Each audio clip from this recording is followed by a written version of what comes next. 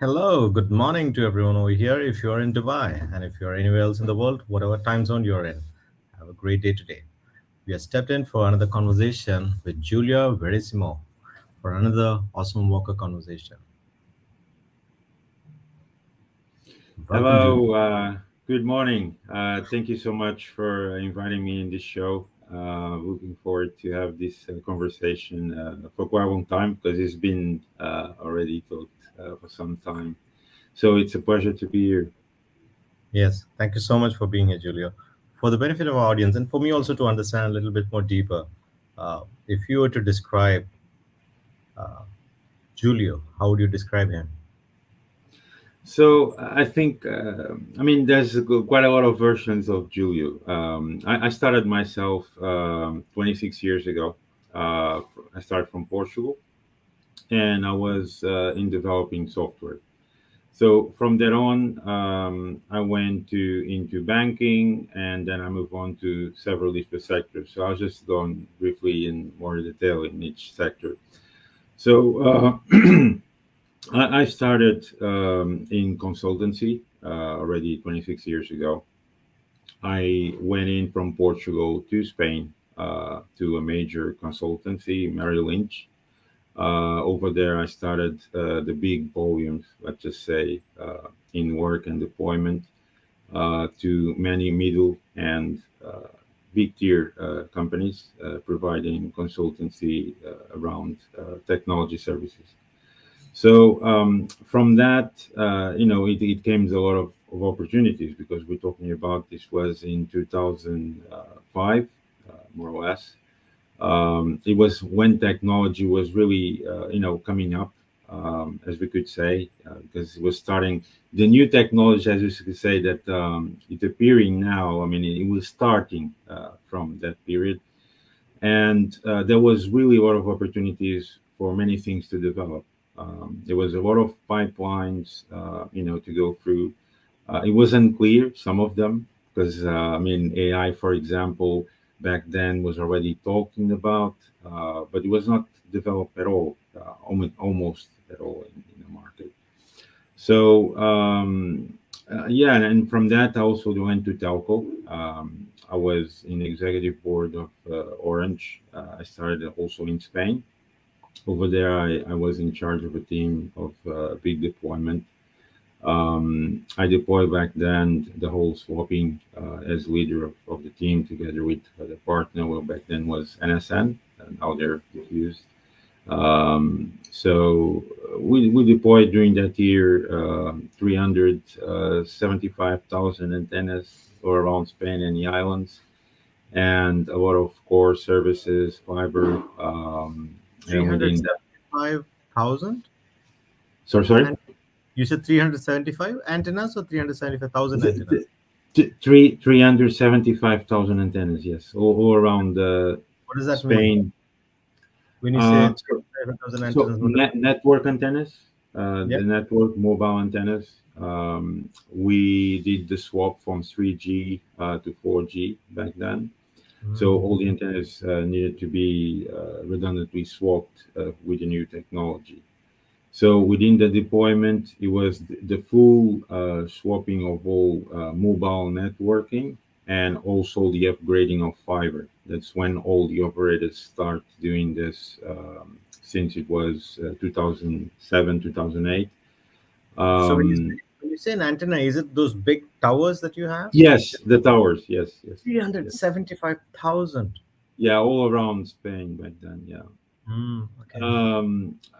But this is just the one of the major projects. I Okay. developed projects in over 47 countries.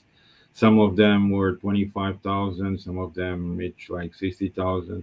So I have a background of almost 2 million antennas deployed all around the world, just in the telco sector. Then I went through also into banking. We developed, because of the expertise when I was working in banking area, I was working with BAR, which is the part that does kind of the cap and the variable within the market to kind of secure and regulate the markup percentage between in and out. And for that, I designed a software which is called DataTech. So DataTech was designed to regulate all the transactional part inside the banking core system. And this idea, of course, surged after the big financial recession because banking systems were not fully regulated back then.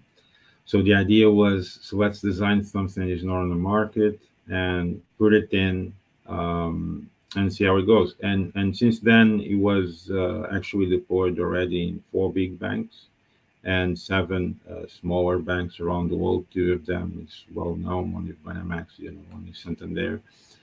Um, and the main idea is that you can centralize all the applications inside the core banking into one, and it goes end to end in the internal part from back office to front office to customer, and all not only the transactional part of money movements, but also all the operations from internal operations of the banking gets also in there.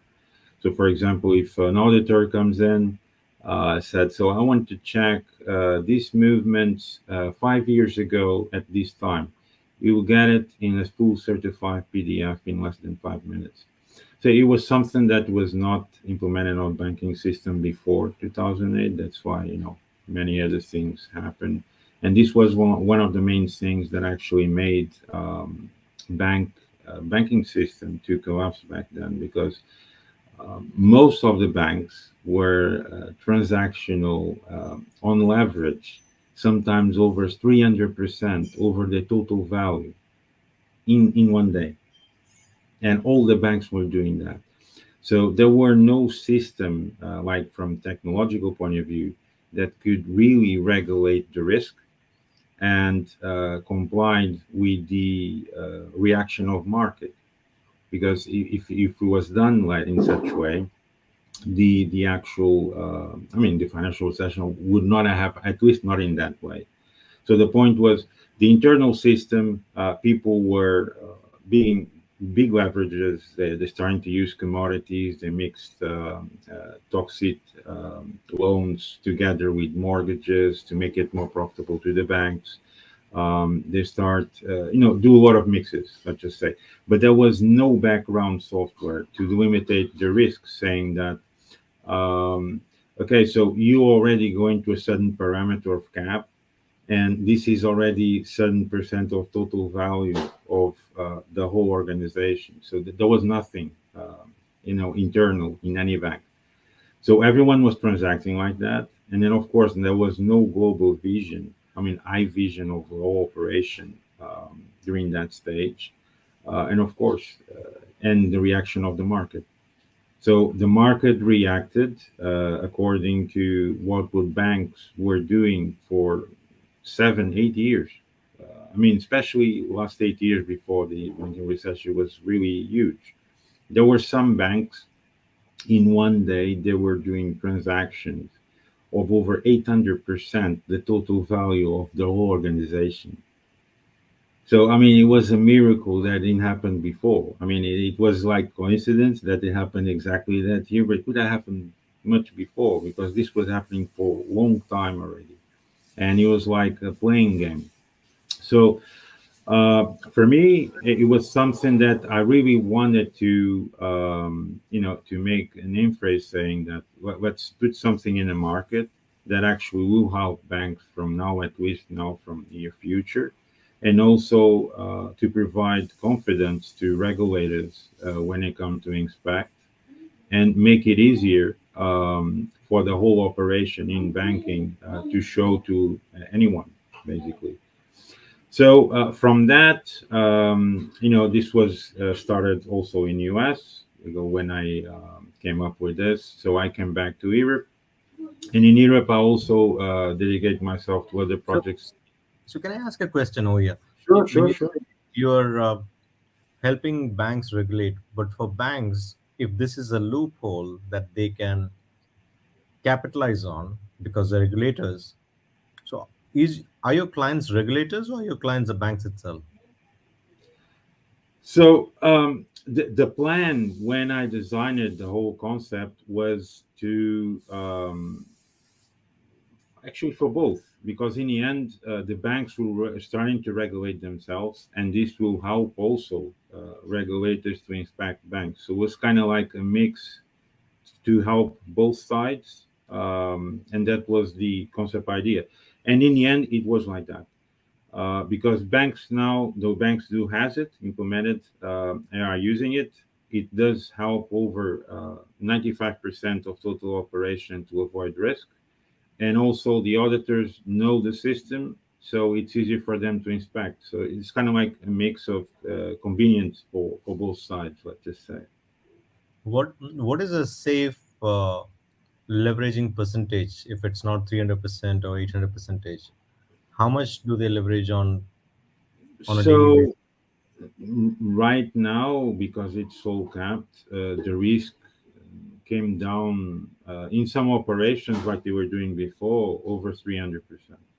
So it limited the risks in the market, limited the risks inside the operations in banking, and of course the stress, because the brokers were working without knowing what was going on for the next day, something like this. Now So there is now, transparency. Now they have transparency over the entire organization's risk. yes, yes, there's more transparency, and also there's hierarchy. For example, the executive office can look in direct reports what has been happening in the whole day, in the whole operation. Management, for example, on the risk point of view, they can see what was the level, and if they reach any cap or the limitation that was parametered.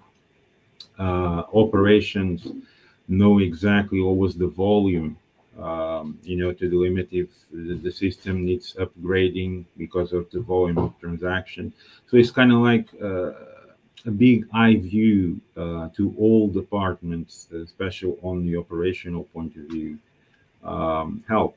That was the clear idea when I saw when I entered the banking system, because What made you move to Dubai if your clients are global and everywhere? What's the sure. reason for operating out of Dubai? You're in Dubai right now, right? So Yes, yes, yes. I'm in Dubai Marine. So, I mean, we went a bit further. I was going into the that story. Okay. later. No, no, it's fine. It's fine. I was just explaining. So, Borderless Consulting is actually born 1 year ago, but it was a change name. The previous group of companies, which were involved in 11 physical countries with physical offices, was EXP Consulting Corporation.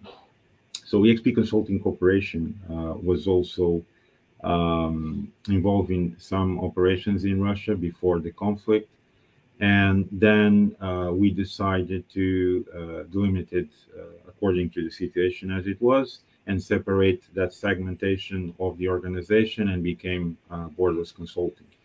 So Boros Consulting now has a big operation of investments. We work together with the private office of the Sheikh Qasimi in here in Dubai.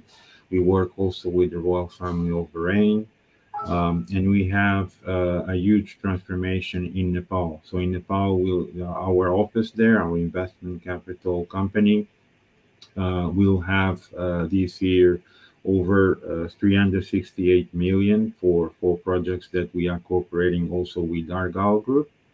So over there, we're going to do the construction of three five-star hotels, one in Kathmandu, one in Pokhara, which is the biggest one of these three, and the one in Chiton. And Chiton is actually quite interesting because it's in the middle of the jungle. So it's like for people that like really to disconnect, and you have all the facilities in one place, everything they need, just in the middle of kind of like nowhere. So it's really a kind of three concepts. One in the city, one in like a resort which has full of lakes, and the other one, in the middle of the green. So within this, we also doing with government a big hydropower. of 128 megawatts with exclusive rights with the government, and one waste management project. So all these are quite interesting because the engineering for the hydro is quite new. It doesn't not exist in the market. It's fully recycling and only makes the turbines to produce the electricity to work only 8 hours a day. So it's quite revolutionized when it comes on after being constructed. It's something that we want to give as image to the world, how we can be optimize the energy and produce the same output without sacrificing the machinery inside the hydro station. Regarding the recycling and the waste management project, it's something very unique too. We can reduce all the waste with 0% pollution and produce from there electricity, biogas, fertilizer, and several types of recycling. So this is kind of like the image we are trying to put to the world, how to reduce pollution and how to optimize machinery engineering. Doesn't matter in which sector it is. I mean, we are really have a lot of expertise in this level. Also here in Dubai. Yes, go ahead. Also, continue, complete that as well. Also, you're in Dubai. Sure. So here in Dubai, part of the same project, we're going to do an hotel also here in Dubai. Yes. Yeah. So I was thinking you started from uh, telco, then you went to banking, then you came to renewable energy, you're coming to hotels, and you're doing so many things. I'm interested in this Julio who is just going out there and doing so much. So I'm going to ask again my question, which I started off the whole conversation, Sure. Sure. minus the border consulting. Who is Julio? So Julio Verissimo is a person that always wanted to help people. My main concept was I see all the problems there is in the world. Many of the problems are not attended properly, and I always was a person, a fighter, let's just say in the market, and like always to learn more, to know how to use that information and do other things that don't exist in the market and make it the whole result in final result to help people.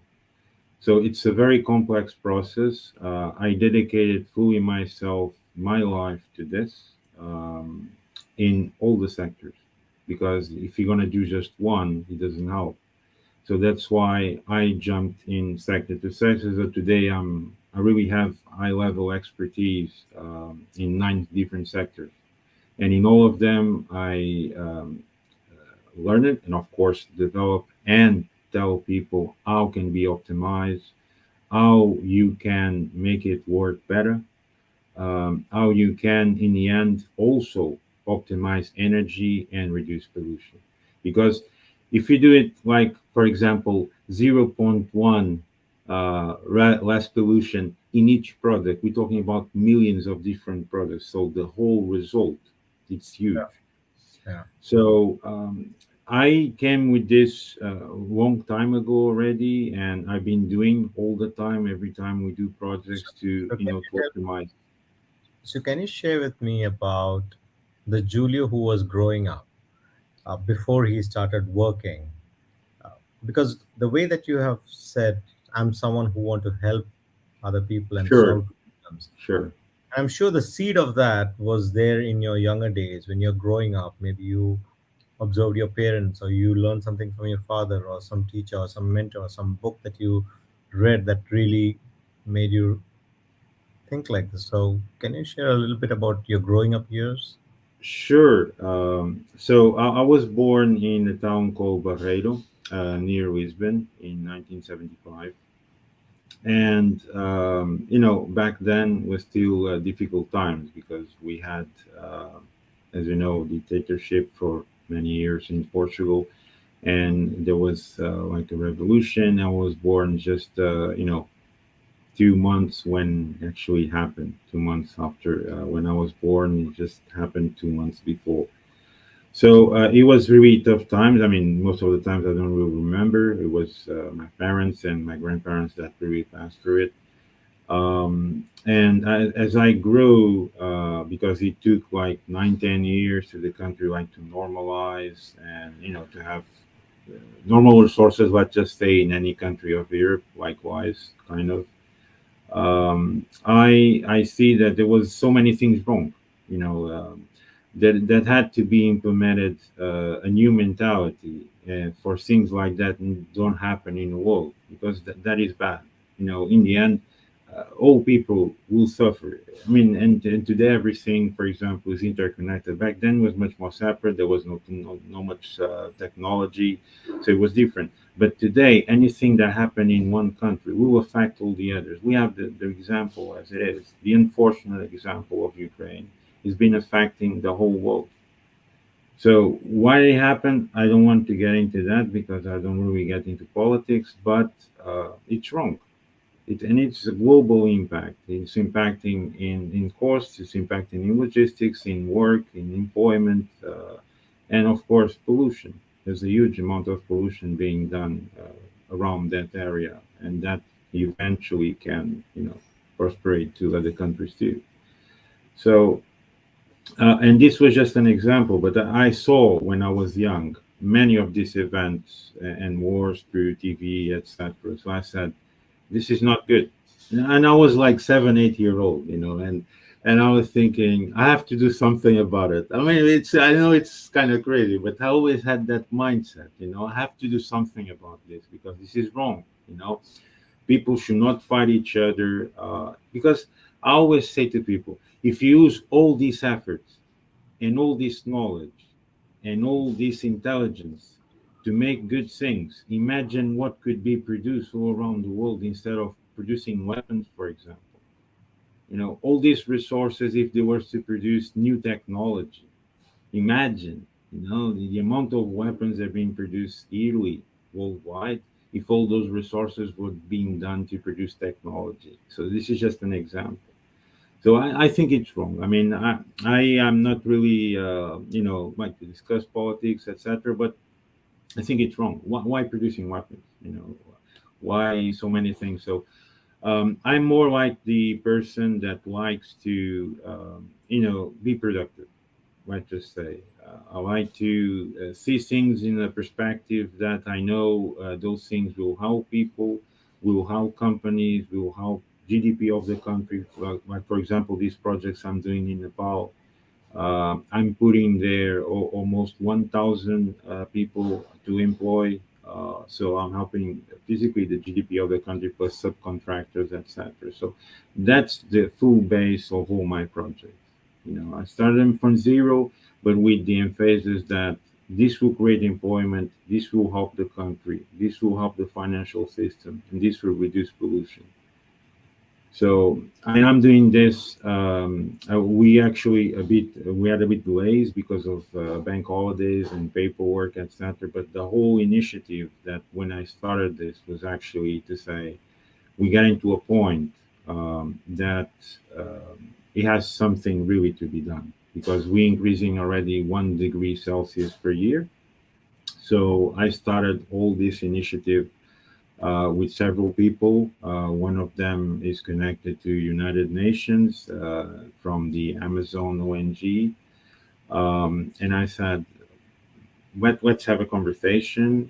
I'm preparing to do this initiative. So we are all together. So in the end, I've got a group of scientists, a group of engineering specialists in environmental. So we designed a full initiative structure to design several projects in different sectors in 11 countries.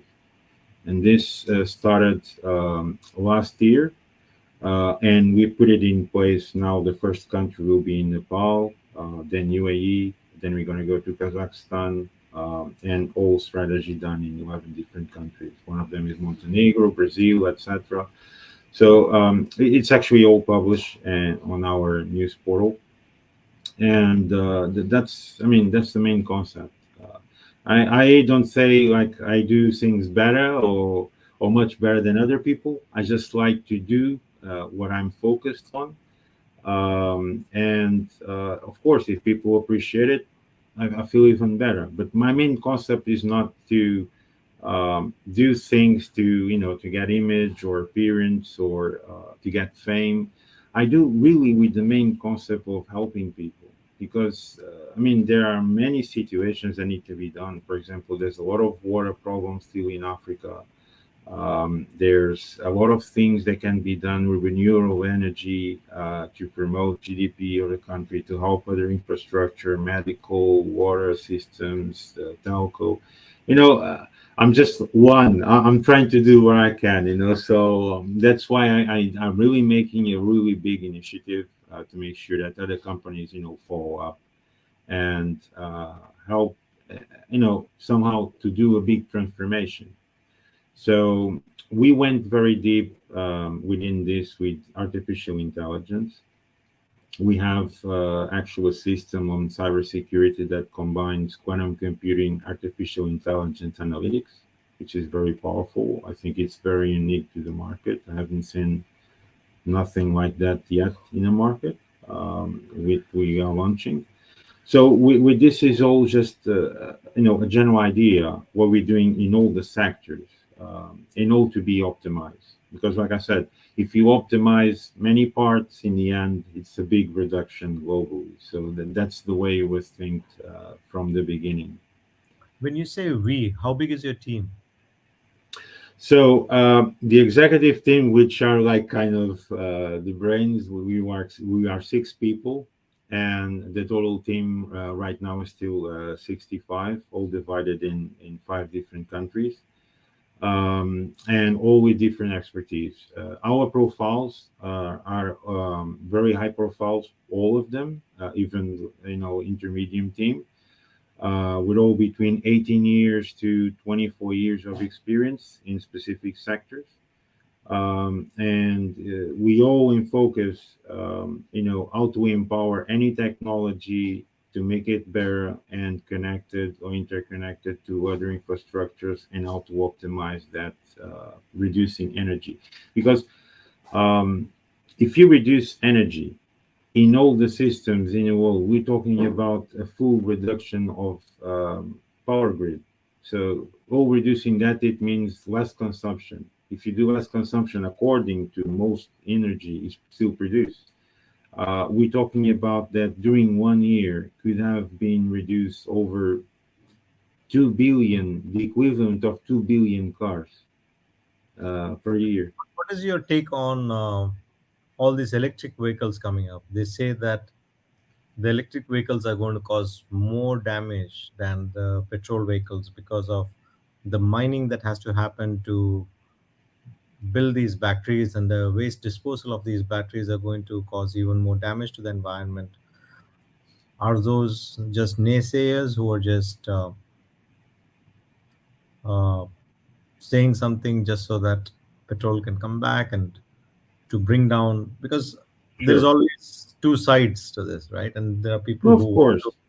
Of So what course. is your take? What do you think? Is So, electric vehicles a better option, well, or well let's just say this is a bit controversial, a controversial method. So there's one take, which is usually from the manufacturer of cars, which are still not producing electric cars. They're doing this like marketing campaign also.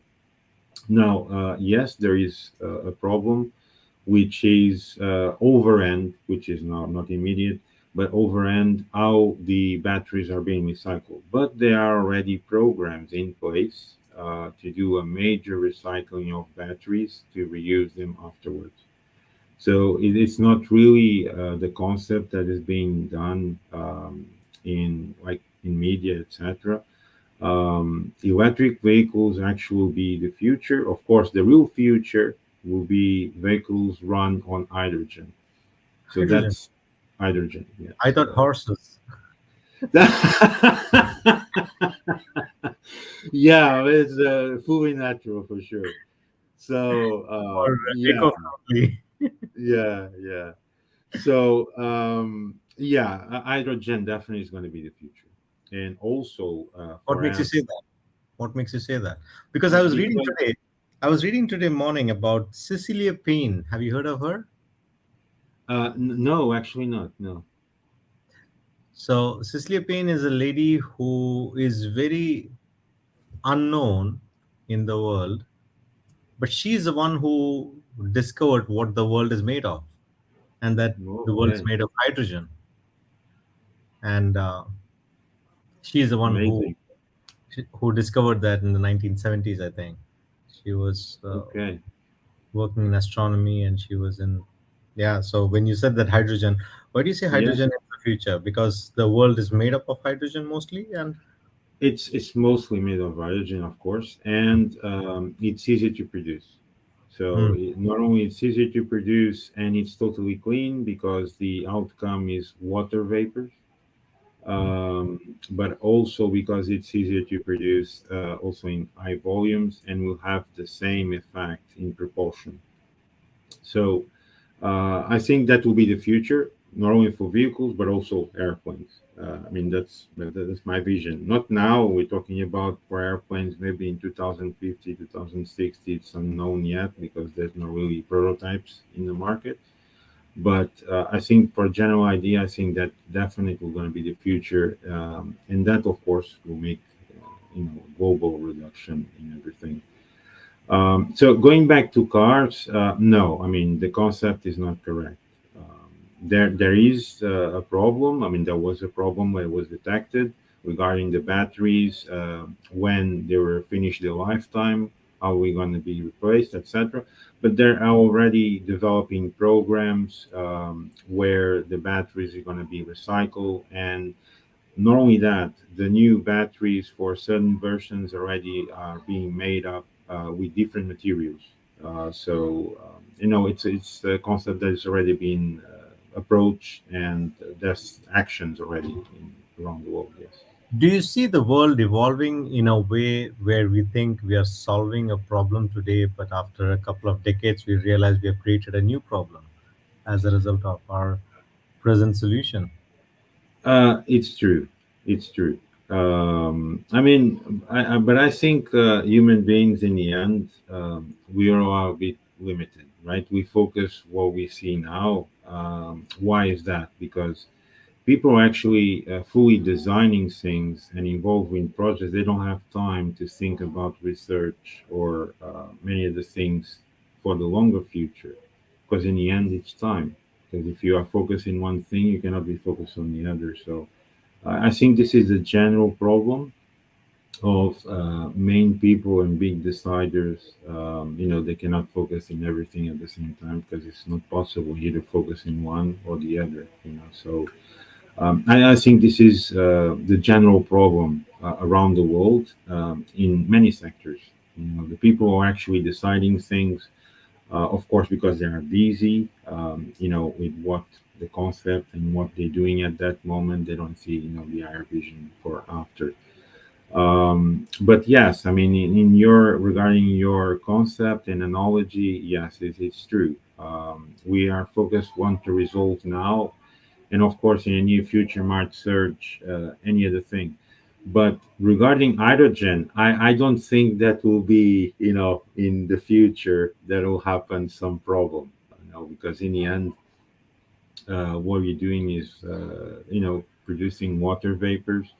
I don't think that will be like an impact for environmental or any other thing like that. I don't think that there will be, that's my opinion. So if Because you have this awareness, I'm sure other people have this awareness as well. So what's stopping people from building a prototype?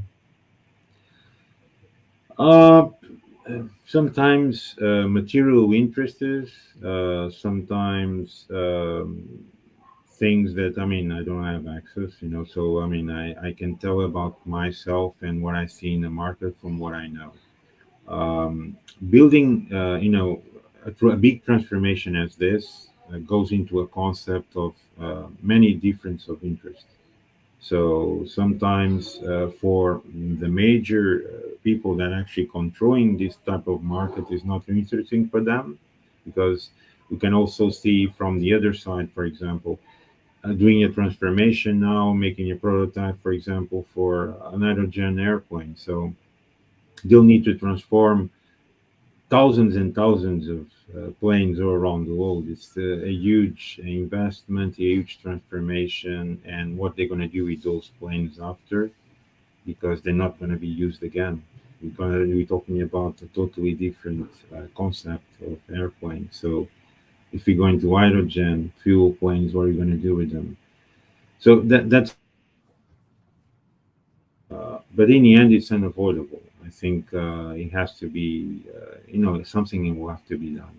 I already seen some prototypes on solar, but I mean, it's not really consistent, as we could say. So this could be, the next commercial airplane. It won't be. I mean, through solar, it won't be possible because of terms of weight, propulsion, etc. So the only material, as we know now, which is hydrogen, it could be doable because it's same system that we do in rockets. So why not in airplanes? So that's, but I think it's a concept that will have a lot of brainstorming, during the years until someone will actually decide to put it on. So, but yeah, I definitely think it will be the future, definitely, I and also. just I just Google right now, and it says as of 2021 there are two hydrogen cars publicly available in the select markets: Toyota Mirai and Hyundai Nexo. Have you heard of that? No, I mean, there's many brands already trying to produce prototypes. I mean, all around through India, Europe. I think Toyota was doing one model too. Yeah, Uh, Toyota, it's called Toyota Mirai.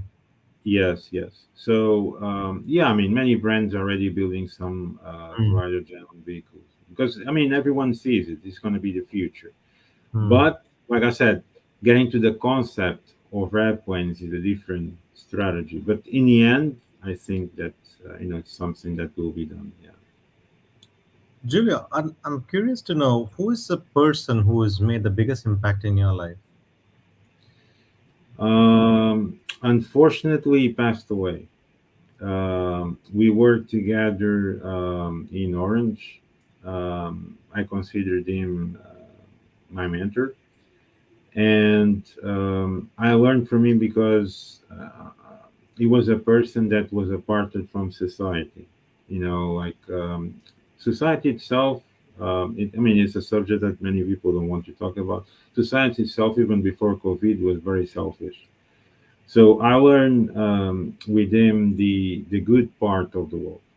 How can a person doesn't matter what other people do to you, you're still good and you're still making good impacts and good positive impacts not only to people but also to infrastructure, the country, etc.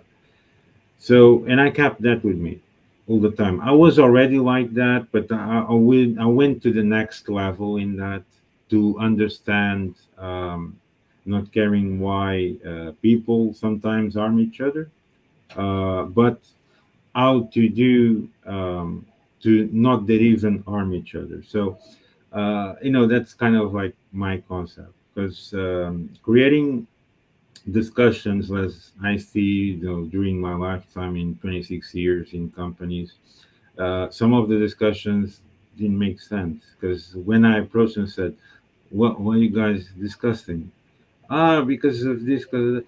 So I mean, it was really small things. I even once had a discussion with the two members of team because they were discussing because one was sending the email and the other one didn't receive it in time, and they're complaining with each other. Why didn't you read the email? So did you ask him if you received it? So that's the point. People sometimes really focus really on what they're doing only. So most of the times you need to get out of the box because the whole world does not work like that. You Hmm. have the system, you have the hierarchy, you have the memoirs, you have legislations in governments, countries, companies, etc. But the reality of life is different. If you work in a company that has 20,000 people, to communicate with everyone. Of course, the best communicating is via chat. But of course, many companies don't even chat inside the corporation. So how are you going to communicate that fast? You need to call, or sending an email. Yeah, I mean, it's official way of communication, but the person might take 800 emails per day. You don't know. So if you don't call to know and understand what's going on, you cannot just go to the person and start discussion and complaining. Why didn't the person read your email? So that's the concept. But this is just one example. It can be in any other example. So the lack of patience and understanding, I think, is the most causing many situations in any environment. People need to understand that the whole world is not just the box where they live in, kind of, in analogy. You need to think out of the box and think what other people are doing too, and you need to understand them, and also for them to understand you.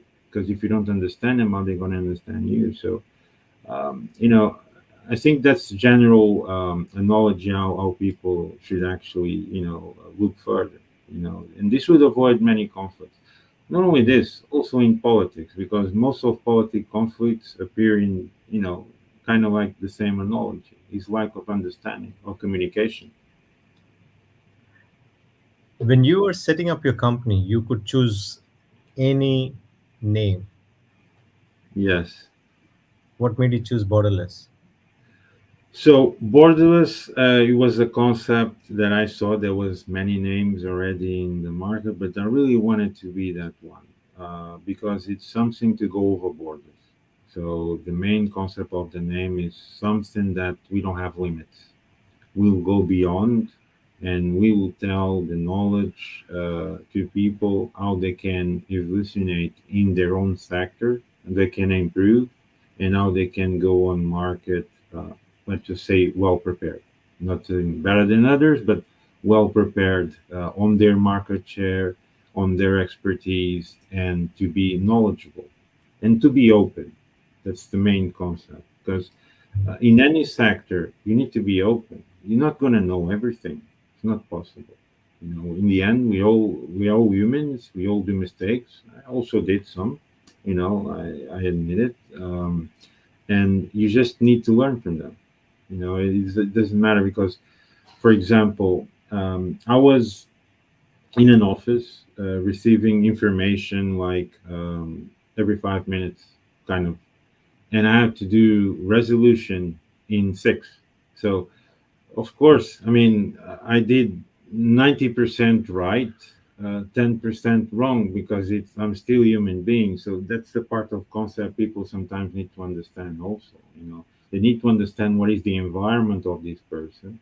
They need to understand why something happened and what was the reason. Well, the reason is that you cannot overload a person with 1,000 messages per day, having meetings every 15 minutes, and having, like I did, 1 month, I received, actually, I have a report, I actually recorded in the screenshot. I received 1 month, 25,000 emails, and I replied all of them in 1 month. And I had the rest also in a WhatsApp picture from a voice recording of the phone that actually took 374 hours in in 1 month. So, I mean, if you do all this, of course, you're not going to be focused in everything because it's not possible. So it all the matter how is your environment of work, how you can coordinate it, and how is it done? Why is it being done like this? Well, because in the end, I'm the one who takes the decisions when the startup. And then when the documentation, the legal and compliance is done, then my team takes over. That's how I work. So that's why every time there is a scale starting from zero, I'll move a work, and then, I just monitor and work it with the team. So that's also the reason. But for most people, in many companies I saw, and where I've been part of the organization, it's not like that. It's because there's miscommunication. People don't do an informed, like say, an informed meeting about what is the situation in all the departments. And sometimes a person in a department is really overloaded, and things starting to happen because the person does not even know, because he doesn't have time to check all the information. And this is why sometimes things happen. It doesn't matter if it's a bank or if it's an insurance company, but it is the true foundation of the reality. And one thing that I saw is that sometimes people get all the responsibility in one person because they trust this person, but it cannot be like that. The work has to be divided. So, and this is the things I saw in many companies I work with. So yes, there is a problem, which I think it has to be restructured. For example, the education I think right now worldwide is not so well performed, for example, like it was in my time, because today there's a lot of helps. For example, you go to mathematics exam, you have a calculator, you know. So in my time, you have to use your brains. The brains is very wonderful thing. More do you use it, more brighter you get. Because if you don't use it, you start to be, I would say, like slower, because that's how the brain got used to. You need to get involved, with a lot of brainstorming, do a lot of, psychological games, facts, building projects, get involved in new things, new technology. So this way you also develop. So the problem I saw, from the last, let's just say 10, maybe 12, 15 years, is that people don't involve themselves so much because of it all started, I think, in a way which is, I think, is wrong. Because if you go to a class and you have a computer and you have a calculator and you have, then what exactly are you doing? Because you want to know something, you go to Google or you go to Wikipedia, but then what you know from yourself? Because back in my time, you needed to read to prepare for the exams, and the information you had is the one that you actually know. Because when you got into the board, you just had the table, the exam, and one pen. So that was my time. Today, you get computers, calculators, you get machinery. I'm not saying it's wrong, but the way it's been using it's wrong. Mm. Yes, you can use it in your free time, to get the knowledge or to prepare for exam, but not an exam to have a local. How are we going to do a mathematical or a mathematics exam with a calculator on the table? How does that help a person to evolve on that specific field? It won't, because you get on reality and you go, for example, to aerodynamics department. How are you going to do aerodynamics and perform right if you were used to, when you were studying, to have a help, which was your brain, to perform Yeah. that? So that's what I'm getting at. Yeah, and I completely resonate with you. I remember, so I finished my engineering as well, and around the same time as you, meaning in 1999 was when we graduated, and 2000 was the time where Y2K was happening, and they were recruiting a lot of people. And from our institution, which was one of the top in the country back in India, a lot of big companies came and they were recruiting people from all the branches and not just from the computer science branch. So from civil engineering, from architecture, from Sure. mechanical, they were recruiting everyone for the software industry. And someone asked, why are you recruiting people who are not in computer science for a computer job? And they said, we are not recruiting you for your knowledge, we are recruiting you for your skill, the ability to be able to learn quickly, because the industry will keep evolving. So if you have the skill to learn, that's what we want. We don't want you to come in just because you know computer science or the background or the basics. And I think that's exactly what you're saying as well. We're not Yes, really exercising the muscle of learning at a yes, very young age that you can actually amplify and use it. Today we have chat GPT reports, and everything is being written by softwares, yes, and we are exercising a very different muscle these days, and in the process losing the opportunity to strengthen a very valuable muscle within us. yes, yes, absolutely. I think, yes, technology has to exist. Yes.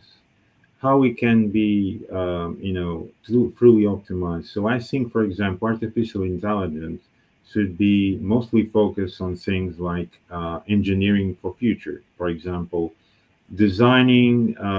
We just talked about before, designing an airplane of hydrogen. So artificial intelligence can definitely devolve and evolve an airplane in much lesser time like that, because it can get all the information faster. So that's how it should be used. It should be used also for medical. For example, you put all the chemical compositions inside the map, and you say, I want to develop, this is just analogy, right? So I want to develop a medicine to cure cancer. Imagine how it can be done. Of course, it can be done, because he will analyze all the compositions, he will analyze all the compositions of the cancer itself and the variations, and will almost make up an almost perfect composition to fight it. And of course, that's how it could be used. You shouldn't be used like, write me a report or write me a letter, or do this reply. I know people that actually use ChatGDP to reply comments in LinkedIn. I said, why don't you do it yourself? So it's like, why?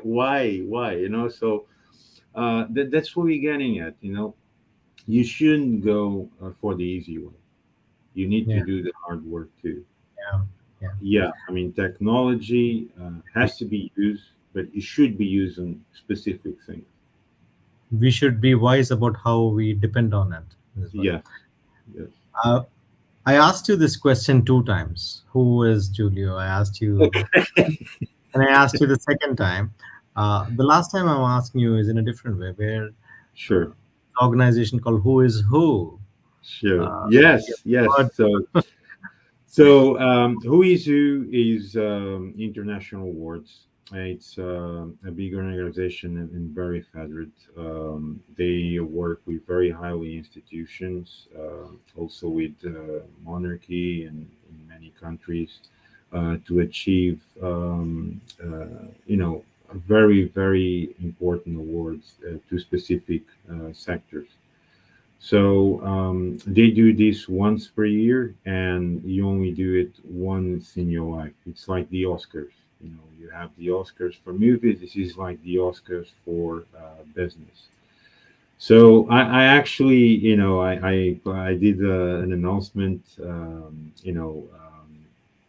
lately, because it was just announced 3 days ago. I was actually awarded the World Eminent Man of Global Financial Technology for 2023. So I was, very thrilled. And all this was related to another project I'm carrying out, which is CryptoBank. CryptoBank actually is cooperating with His Highness Private Office Sheikh Kasimi here in Dubai. And the main concept is that we build cooperation to starting structuring something very new to the world, which is creating a fund in crypto, fully regulated, fully licensed, and fully operational as any other fund in any other bank in the world. It's going to be the image we think for crypto. It's going to be an example for the world, and I think that will make a lot of organizations coming also working with us, learning with us how did we do it and how it should be done. So the cooperation is done in four angles. One of it is the brokerage part. One of it is the risk assessment. The other part is obviously the technicality, and the diplomacy part and exposure, which is done from private sheikh office and myself. So all this cooperation was to make and create a vision. Is that this is possible. And this will optimize not only resources, but also the way money is circulating around the world and legal and regulated. So this will help also a lot of businesses. This will help private businesses. This will help governments because we can loan them through there. as in bonds or as in direct loans, much easier and faster than any formality in banks. And our due diligence, it's much higher than any due diligence made so far in any bank. So how we know this because we've been through a lot of banks, for the last 10 years. We saw how the due diligence process works, and we created something goes next level. So, for example, when you work and you have a wallet, for example, a governmental wallet or account, it passed through our system. We can tell you when was created, who is the owner, if there was money in there that didn't go to tax or it has gone to tax, even if it's €1. So we actually have a demo when we present the full solution to customers, and we show that demo exactly that from a huge amount of money that came in, 1.89 euros were unregulated, and we show that. So we can go really onto spot and find out all information that's moving in, moving out. So this way, government institutions can also trust, saying, it's really amazing. You guys really do full due diligence in movements, transactionals, ownerships, stocks, everything. Everything is fully regulated and fully licensed. So that's why the system took, the concept and idea to build all the technological infrastructure took almost 4 years, and the idea itself. Then we came up to the market now better because now we also have cards, together with it that will be able to pay with currency or crypto in any grocery shop, for example. So with that, we go next level. Let's create a fund. So us and the Royal House got involved and said, so we're going to create a fund unique in the world. This will help governments and people and general companies also that want to work with us to prosperate, investing in feasible projects. If it goes transactional to the market or stock exchange, we can regulate, see, and do it all. So that was the kind of main concept of this award, basically. Wow, wow, amazing! Congratulations once again on this. Sure, you're Thank making a lot of impact, thank and you. Julie, I'm really very, very impressed with the breadth of sectors that you're in, the level of impact that you're deeply passionate about, and uh, the fact that you are across the world really running a borderless company. And uh, it has been a vision of mine where there are no visas and there is no uh, governments where they say, if you have to go from country A to country B, just go, just like how you would go from Yes. Dubai to Sharjah, you go from Dubai to Miami and Dubai to Yeah. anywhere, Yeah. Yeah. just um, I look forward to living in a world like that. And it's been almost an hour, and I just can't believe that time has flown so quickly with you. Yeah, yeah. It's been almost 1 hour. Amazing, amazing. So Yeah, I really had a wonderful time talking with you. I wish all the success for your show. I really appreciate it having me invited. It was an honor. yeah, I'd like to say that yes, completing your analogy, I also would like to have a borderless world that people shouldn't worry about all these documentation proceedings for having visas to going to work to another country, etc.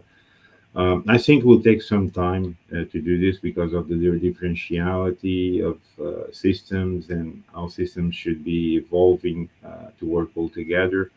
But I think in the end, it's the willing. It's the willing of if all people really want something, it can be achieved. So I leave it to there for people, to try to think about it and to evolve. But it's definite on people's mind. It doesn't matter who you are. If you are a politician, if you are a ruling of the government, if you are a president, if you really want to, it can be done. Because in the end, if you align all the presidents in the world, they said, let's do a program to improve the way visas are tracking between countries. Of course, it can be done. It's just a matter of, if you have the will, you can follow through. So, Right. just before we finish, I just want to send some thank you notes, to everything. So, first of all, for all this, I'd like to thank the private office and group of companies of His Royal Highness Sheikh Ahmed bin Faisal Al Qasimi, and the office of His Highness Sheikh Abdulaziz bin Duaj bin Khalifa Al Khalifa from Bahrain. I'd like to thank the Who Is Who International Academy Awards, of course, my team, and Jules Lavalley, which is a celebrity writer in US, in LA, which I think I will appoint you for an interview with her, because she's definitely a very interesting person with a lot of background in celebrity. She writes to many magazines, and it's really a wonderful person to talk to. So I just wanted to thank everyone, and of course all my team. Thank you so much, Julio. It was wonderful speaking to you, and I look forward to grabbing a cup of coffee with you. Uh, Of course, whenever, just tell me a message. Said, "Are you free?" And we just grab a coffee for sure, for sure. Definitely, And I look forward to come back to this show in some point. definitely. Beautiful, beautiful. Julio, stay blessed and remain a blessing to You everyone too. around you. All the best to your show. Thank you so much. Was an honor, and have a good day. Thank you. Thank you. Okay, thank you. Thank you very much.